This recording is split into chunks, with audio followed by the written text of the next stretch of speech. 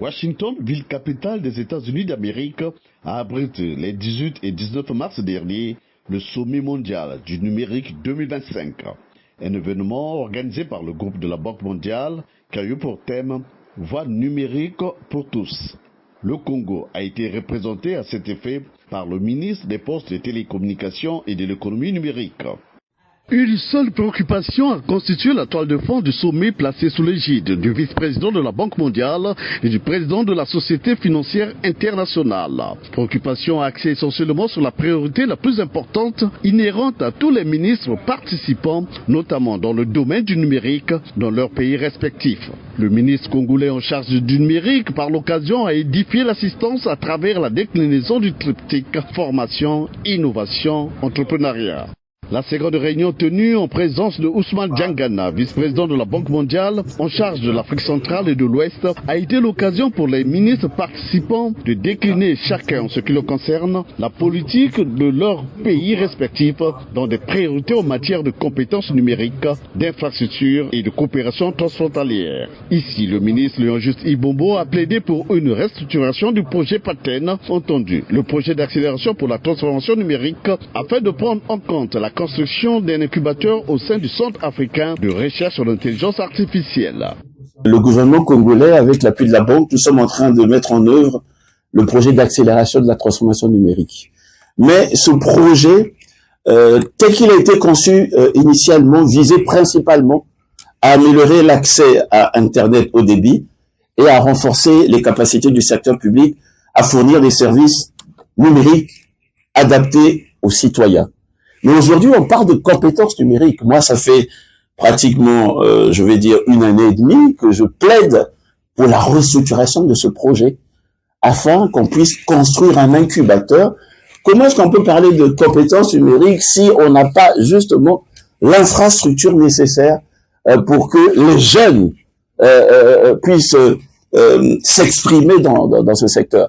Et on a un projet de 100 millions de dollars et je profite de la présence du vice-président et du directeur général qui nous a fait part qu'il allait visiter Brazzaville pour que nous puissions regarder le PTBA de cette année-ci. On l'a pas pris en compte, on n'a pas voulu bousculer l'école, mais nous plaidons pour que qu'il y ait 6 millions de dollars. On pourrait construire cet incubateur au sein du Centre africain de recherche en intelligence artificielle, qui est le fruit d'un partenariat entre le gouvernement congolais et la Commission économique des Nations Unies pour l'Afrique. Voilà. Ce plaidoyer du ministre congolais en charge du numérique a amplement connu l'assentiment du vice-président de la Banque mondiale. Au terme de son séjour, le ministre Léon-Juste Ibombo a explicité à la presse américaine la synthèse de sa mission à Washington. Je voudrais d'abord remercier la Banque mondiale et en particulier remercier le vice-président de la Banque mondiale zone Afrique centrale et Afrique de l'Ouest, qui nous a invités ici et avec qui on a partagé. Il a demandé à ce que chaque pays puisse présenter sa vision digitale. On a beaucoup parlé de compétences numériques et je me réjouis de ce que cette rencontre a permis que nous puissions nous enrichir, y compris de voir dans quelle manière, dans quelle mesure on peut réadapter les projets que nous sommes en train de mettre avec la Banque mondiale, un accent particulier pour la formation des jeunes, pour l'entrepreneuriat. Nous avons aussi une réunion avec toujours une partenaire de la Banque mondiale où on demandait à ce que chaque État puisse décliner la vision principale concernant le digital. Et pour le cas du Congo, cette vision se présente sous la forme d'un triptyque, on l'a dit, c'est-à-dire formation, innovation et entrepreneuriat, tout juste pour former les jeunes à utiliser les technologies de l'information et de la communication qui sont en train d'évoluer d'une manière extraordinaire. On a une réunion avec SADA, l'Académie digitale de l'Alliance Smart Africa. Là aussi, la particularité, c'était de pouvoir regrouper les États en zones, c'est-à-dire, par exemple, la zone CEMAC, la zone de l'UMOA, et de voir dans quelle manière, dans quelle mesure on peut renforcer les capacités, mais pas uniquement au niveau des États, mais à travers justement ces zones, et la Banque est prête à appuyer cette nouvelle politique. Nous avons aussi échangé avec justement le TTL de la Banque, c'est-à-dire que nous avons vu le portefeuille du projet que que nous portons avec la Banque mondiale.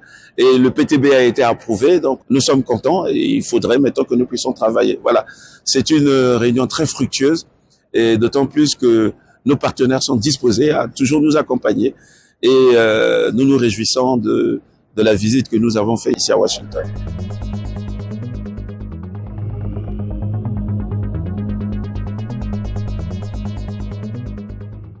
Des jeunes entrepreneurs congolais ne manquent pas d'initiatives. Le 12 mars dernier, un échantillon de jeunes entrepreneurs congolais a dévoilé des projets ambitieux et innovants visant à améliorer divers aspects de la vie quotidienne et à renforcer les infrastructures nationales. Ces initiatives ont été présentées au ministre des Postes, des Télécommunications et de l'Économie numérique, ce dans l'espoir d'obtenir un soutien gouvernemental pour concrétiser ces idées novatrices. Le premier projet dénommé Carte Assistance Maladie, présenté par le jeune entrepreneur Dani Akui, se concentre sur la santé et propose une assurance maladie accessible à tous. L'assistance maladie sert à aider la population, vu que la santé chez nous coûte énormément cher. Nous, Santé pour tous, on a jugé bon de créer ce secteur-là pour permettre à tous citoyens d'avoir une couverture santé de qualité avec les prix qui sont vraiment dérisoires, qui permet à tous citoyens d'avoir une couverture santé. C'est pour ça que nous sommes venus auprès du ministre. Il nous a reçus, il a écouté nos projets, il a validé, il a apprécié. Et nous aussi, on remercie vraiment le ministre. La carte avec la puce, on a mis la puce, c'est du côté numérique. C'est pour sécuriser les données de nos clients en fait. C'est pour ça qu'on a mis la carte. Et nous demandons aussi aux autorités de notre pays, vu l'innovation, s'ils peuvent nous accompagner aussi. C'est pour aussi aider la population en fait. Parce qu'au Congo, la majorité des Congolais travaillent dans le secteur informel. Et ceux qui travaillent dans le secteur informel n'ont pas une couverture santé. Donc c'est pour cela que nous demandons aux autorités de nous accompagner pour aider aussi la population d'avoir une couverture santé de qualité. En ce moment, nous sommes à Pointe-Noire. Et nous sommes venus maintenant auprès de nos leaders politiques pour nous accompagner et d'élargir au moins le projet, que ce ne soit pas seulement à Pointe-Noire, que ce soit aussi à Brazzaville, Pointe-Noire, Mossédjon, Kaï, Infondo. Le deuxième projet proposé est celui de Jacques Issosongo, axé sur l'intelligence artificielle destiné à optimiser l'agriculture. C'est un projet révolutionnaire parce que aujourd'hui l'agriculture est au centre de toutes les préoccupations. Donc notre projet, c'est d'aider les agriculteurs à trouver les meilleures semences et les meilleurs types de sols grâce à l'intelligence artificielle.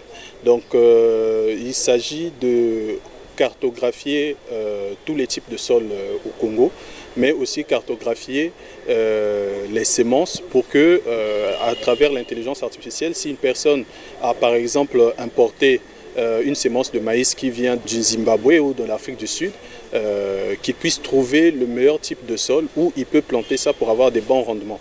Parce que le grand problème qu'on a aujourd'hui avec notre pays au niveau de l'agriculture, c'est que comme on n'a pas beaucoup développé la technologie dans le domaine de l'agriculture, ça fait qu'on a des faibles rendements lors de nos semences et des plantations.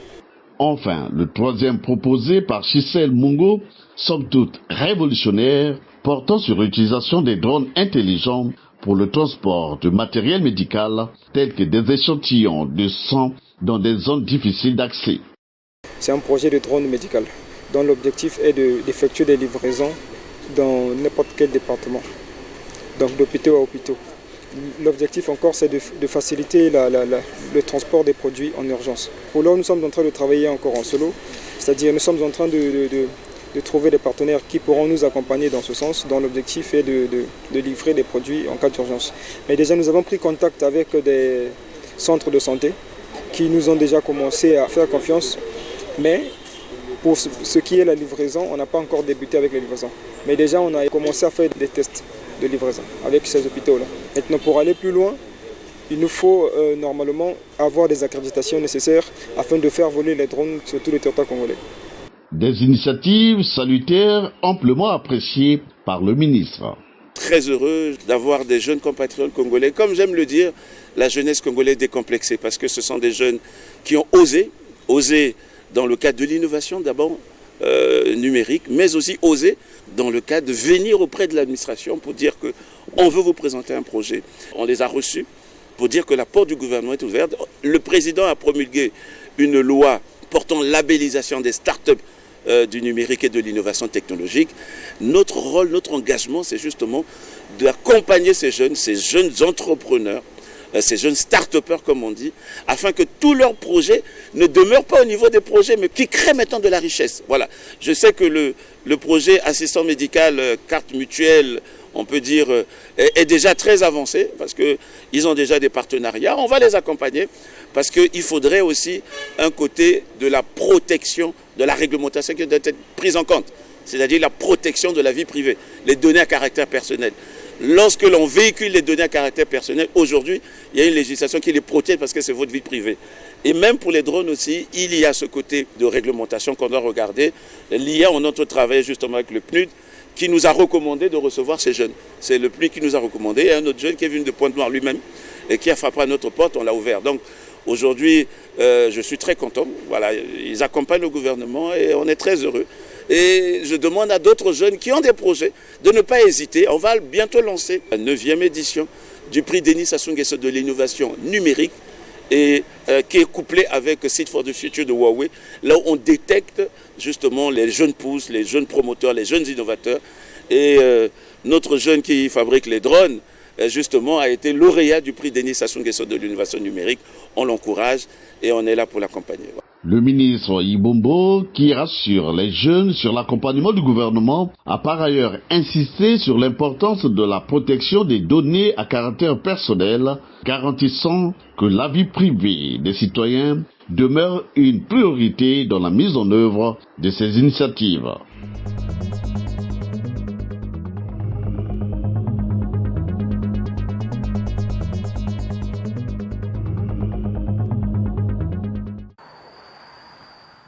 Le transfert de compétences dans les domaines des postes et du numérique au Congo par la Turquie a fait l'objet des discussions entre le ministre des Postes, des Télécommunications et de l'économie numérique et l'ambassadeur de Turquie au Congo. Aujourd'hui, j'ai rendu une visite de courtoisie à son Excellence le ministre pour parler de domaines de coopération.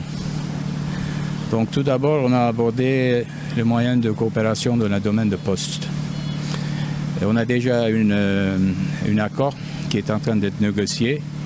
Donc la souhait de la Turquie, c'est d'habituer rapidement les négociations dans le domaine pour pouvoir signer cet accord dans le plus bref délai. Après, on a parlé avec son Excellence concernant les moyens de renforcement des capacités.